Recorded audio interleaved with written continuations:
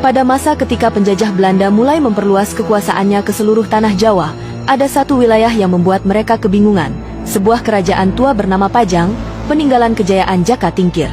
Walau kerajaan itu sudah lama runtuh secara politik, rakyat setempat masih percaya bahwa benteng gaib Pajang masih berdiri kokoh, tak terlihat oleh mata manusia biasa, tapi nyata bagi mereka yang memiliki mata batin terbuka. Menurut kisah para sesepuh, benteng itu dibangun bukan dari batu dan tanah, melainkan dari doa dan ilmu kesaktian tinggi. Jaka Tingkir, yang dikenal sebagai Sultan Hadiwijaya, konon pernah mendapatkan petunjuk dari Sunan Kalijaga tentang cara membuat pelindung kerajaan dari gangguan makhluk jahat dan kekuatan jahat manusia.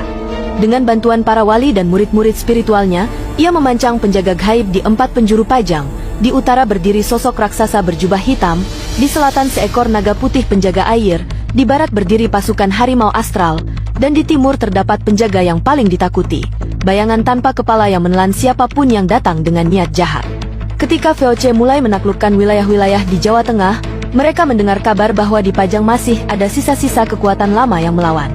Maka dikirimlah satu pasukan besar lengkap dengan meriam dan artileri berat. Namun saat mereka mendekati wilayah itu, hal aneh terjadi. Kompas berputar liar, kuda tak mau melangkah, dan suara gamelan terdengar dari tengah hutan. Mereka menembakkan meriam berkali-kali, tapi setiap peluru yang dilepaskan seolah menghilang di udara. Tak satu pun ledakan mengenai sasaran. Menurut cerita warga, meriam-meriam VOC menjadi lumpuh karena benteng Pajang dilindungi oleh kabut doa yang ditenun dari bacaan wirid dan zikir Jaka Tingkir sebelum wafat. Bahkan hingga kini, orang-orang yang datang ke bekas Istana Pajang di Surakarta bagian barat kadang merasakan hawa panas dingin yang silih berganti, seolah mereka sedang berada di dua dunia yang bersinggungan. Banyak peneliti spiritual mencoba menelusuri lokasi benteng itu, namun tidak satu pun berhasil memetakannya. Mereka hanya menemukan bekas tanah berundak dan batu bata kuno yang seolah dijaga aura tak kasat mata. Seorang paranormal tua pernah berkata, benteng itu masih ada. Tapi ia hanya muncul bagi mereka yang datang dengan niat suci. Beberapa malam Jumat Kliwon, warga sekitar kadang mendengar suara pasukan berbaris dan trompet perang yang bergema dari arah barat Laut Pajang.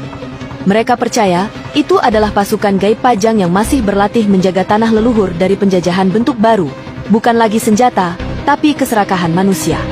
Hingga kini, kisah benteng gaib Pajang menjadi legenda yang diceritakan turun-temurun. Sebagian percaya itu hanya mitos. Namun bagi mereka yang pernah bermalam di sekitar Sungai Bengawan, melihat cahaya merah berputar di langit dan mendengar langkah-langkah berat di tanah kosong, legenda itu bukan sekadar cerita. Itu adalah peringatan bahwa semangat Pajang masih hidup. Apakah benteng itu benar-benar ada? Ataukah hanya perwujudan dari kekuatan doa para wali dan raja sakti masa lalu?